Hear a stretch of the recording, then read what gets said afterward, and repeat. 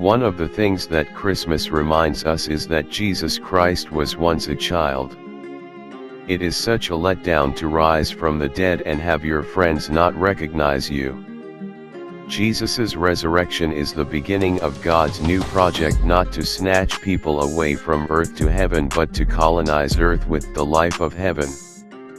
That, after all, is what the Lord's Prayer is about.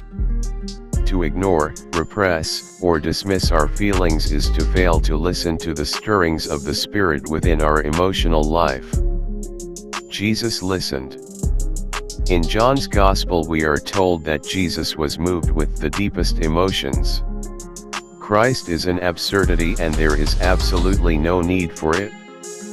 What the world needs is not a little bit of love, but major surgery. If you think you are helping lost people with your sympathy and understanding, you are a traitor to Jesus Christ. You must have a right-standing relationship with Him yourself, and pour your life out in helping others in His way, not in a human way that ignores God. The Bible is the greatest of all books.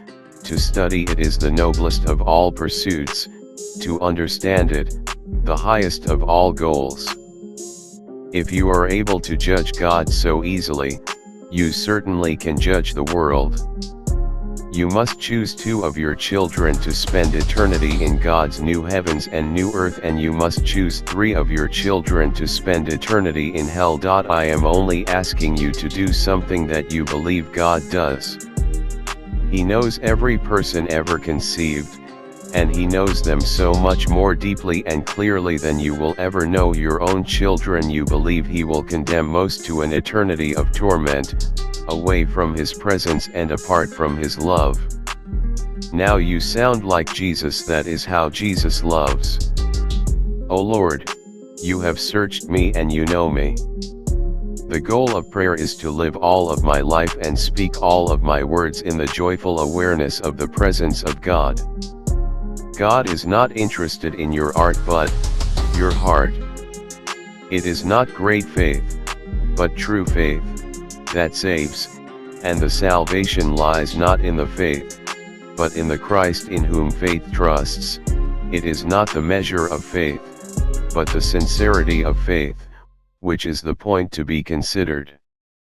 For those who feel their lives are a grave disappointment to God, it requires enormous trust and reckless, raging confidence to accept that the love of Jesus Christ knows no shadow of alteration or change.